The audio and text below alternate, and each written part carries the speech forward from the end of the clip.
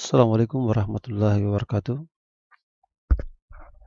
Berjumpa kembali di channel YouTube Fisika Sapri bersama saya Sapri Hani. Pada kesempatan kita kali ini kita akan membahas tentang materi fisika kelas 10 yaitu hukum Newton tentang gerak.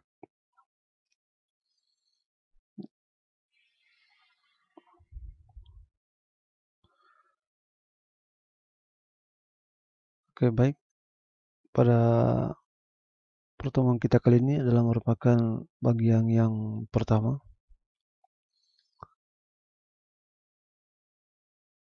Konsep dinamika partikel yaitu membahas tentang hukum-hukum Newton di mana terdiri atas hukum 1 Newton yang disebut dengan hukum kelembaman, kemudian hukum 2 Newton yang bisa juga disebut dengan gaya dan percepatan, serta hukum 3 Newton yang disebut dengan hukum aksi dan reaksi.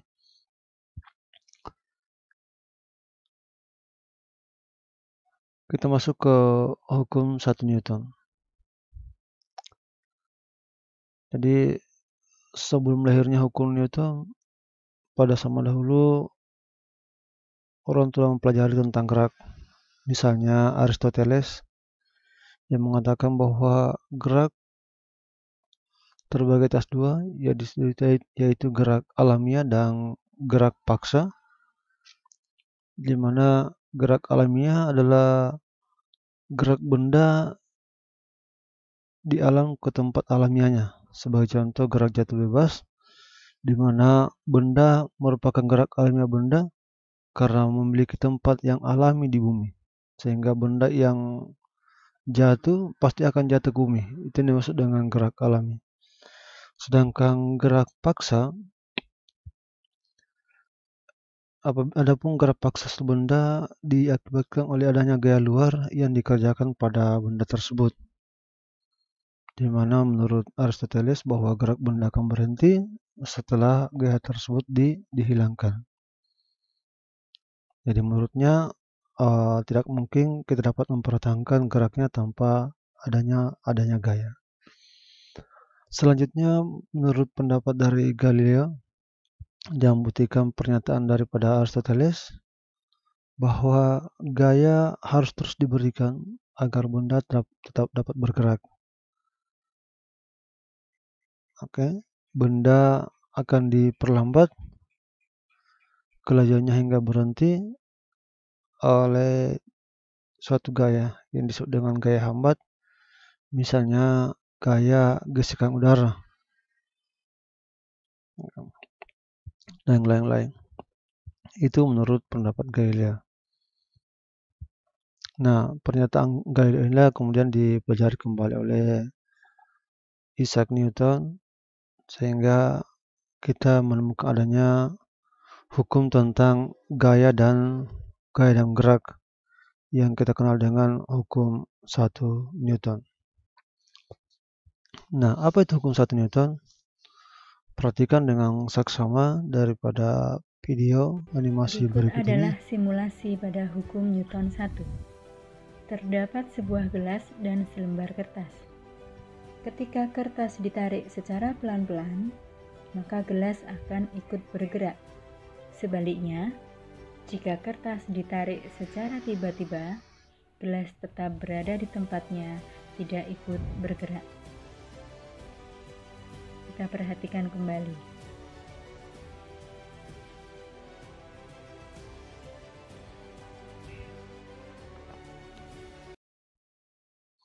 Oke, kita lihat video animasi dari sebuah gelas yang di bagian bawahnya disimpankan kertas, di mana jika ditarik secara pelan-pelan, maka gelas juga ikut jatuh, ikut tertarik, sedangkan jika kertasnya ditarik secara cepat, ternyata gelasnya tidak berpindah tempat.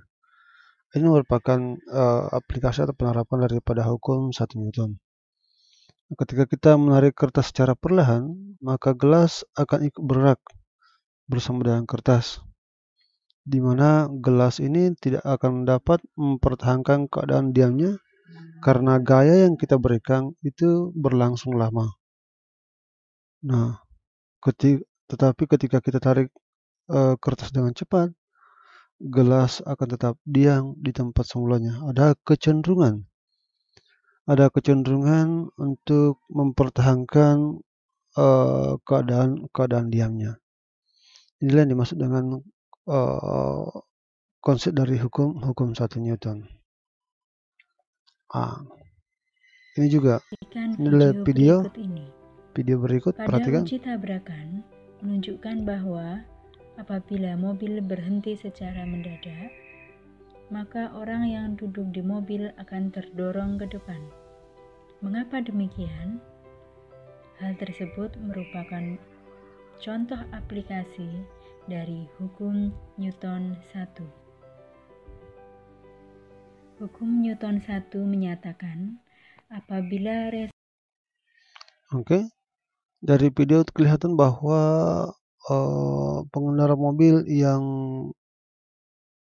dimana mobil dihentikan secara mendadak, maka orang akan terdorong ke depan. Ada kecenderungan untuk mempertahankan keadaan diam kita sehingga kita akan terdorong ke depan kalau misalnya direm secara tiba-tiba. Nah, inilah aplikasinya, sehingga pada konsep ini, pada pengetahuan ini, kita diperlukan penggunaan daripada sabuk pengaman saat mengendarai mobil untuk mengurangi dari efek buruk daripada hukum 1 Newton ini. Apabila tidak menggunakan sabuk pengaman, maka penumpang akan terlempar ke depan sehingga saat terjadi kecelakaan atau ketika mengerem secara mendadak, karena mempertahankan gerakannya yang sedang bergerak ke depan. Oke, itulah aplikasi daripada hukum 1 Newton. Kemudian kita masuk ke konsepnya bahwa hukum 1 Newton disebut dengan hukum kelembaman. Kelembaman atau inersia itu sangat dipengaruhi oleh massa suatu benda, di mana semakin besar massa benda, maka semakin besar inersianya atau sebaliknya.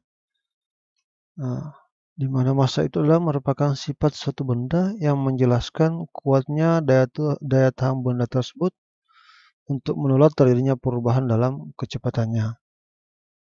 Nah, massa merupakan sifat intrinsik dari benda dan tidak dipengaruhi oleh lingkungan tempat benda itu berada. Nah, kita lihat bahwa semakin besar benda, maka semakin besar inersianya. Jika massa benda besar, maka benda akan semakin sulit untuk diubah geraknya.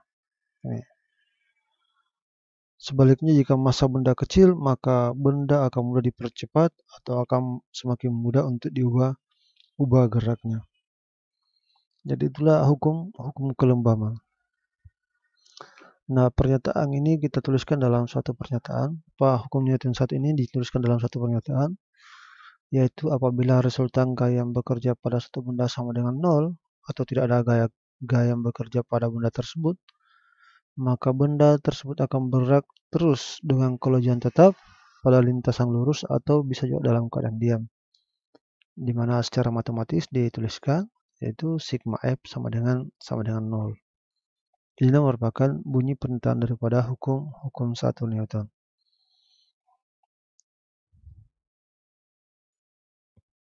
Selanjutnya kita masuk ke hukum 2 Newton. Nah, hukum 2 menyangkut tentang gaya dan percepatan. Gaya dapat menyebabkan benda bergerak baik dipercepat maupun diperlambat. Nah, hubungan antara gaya dan besar percepatan dijelaskan dalam hukum 2 Newton. Nah, perhatikan video berikut. Simulasi pada hukum Newton 2 berikut. Bagaimana hubungan antara massa benda, gaya tarik, dan percepatan gerak benda?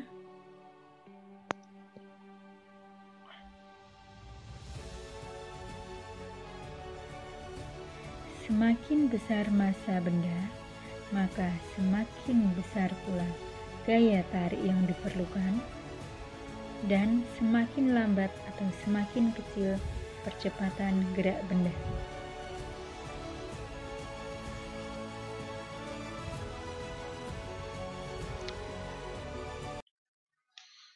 Oke, jadi itulah merupakan contoh video dari hukum 2 Newton ini menyangkut tentang gaya, massa, dan percepatan. Jadi ada 3 parameter yang kita akan jelaskan di sini, ada massa, kemudian gaya tarik, dan percepatan daripada sistem ini. Ini saya ulangi. Oke, artinya bahwa semakin besar massa suatu benda, maka semakin besar gaya yang diperlukan untuk memindahkan misalnya benda tersebut. Ini.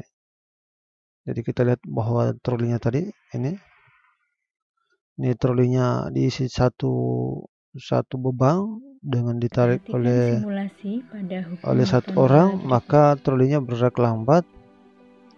Ini bergerak Bagaimana lambat. hubungan antara massa benda, Oke. gaya tarik, dan Kemudian kita percepatan tambahkan gerak trolinya, benda? kemudian ditambahkan juga gaya tariknya dengan menambahkan jumlah orang, maka trolinya akan bergerak agak cepat.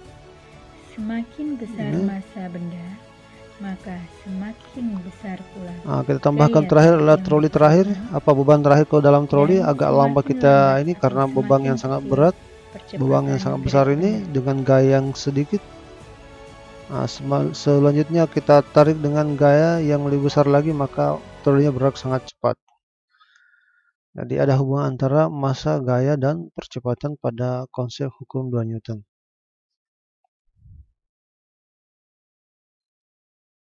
Oke.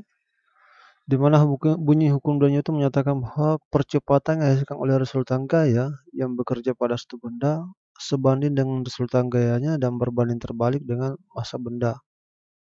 Jadi resultan gaya dengan massa benda itu berbanding terbalik.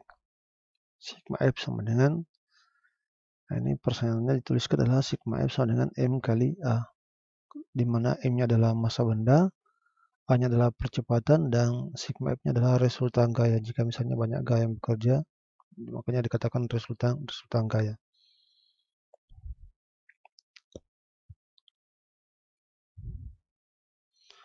Kita masuk ke contoh soal. Sebuah gerobak diisi dengan isinya memiliki massa sebesar 250 kg, didorong dengan gaya sebesar 100 Newton. Nah, berapa kira-kira percepatan gerobak tersebut? Ini menggunakan konsep hukum 2 Newton. Penyelesaiannya diketahui F-nya 100 Newton ini. Kemudian massanya M 250 kg, ditanyakan adalah percepatan akselerasi atau A. Berarti A sama dengan F per M. Kalau tadi konsepnya adalah ini F sama dengan M kali A, berarti kalau dimintakan A-nya, berarti A sama dengan F per M. F-nya 100, M-nya 250, berarti 100 per 250 atau sebesar 0,4 meter per sekon pangkat 2. Itulah percepatannya. Jadi percepatan gerobak sebesar 0,4 meter per sekon pangkat 2.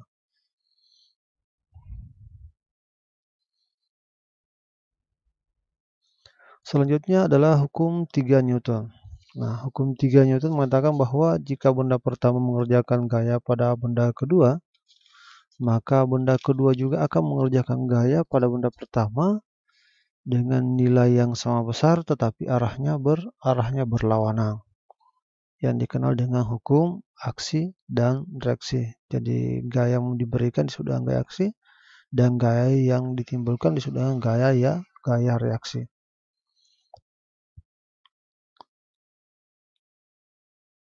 Beberapa konsep gaya aksi dan reaksi. Yang pertama bahwa pasangan gaya aksi dan reaksi hadir jika dua benda itu berinteraksi secara langsung. Oke, kemudian gaya aksi reaksi bekerja pada dua benda yang berbeda, serta gaya aksi dan reaksi memiliki nilai yang sangat besar, tetapi arahnya yang berlawanan. Nah, hukum 3 Newton dinyatakan dengan persamaan F aksi sama dengan F minus reaksi. Jadi ini kata dinamis menyatakan bahwa arahnya berlawanan.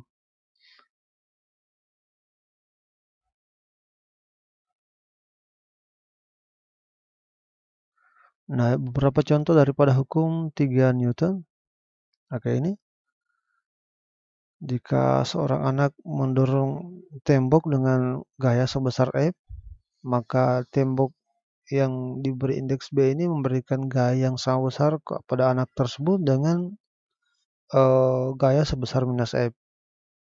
Ini gayanya sama tetapi arahnya berlawanan. Jadi anak memberikan aksi, kemudian tembok memberikan reaksi kepada anak tersebut.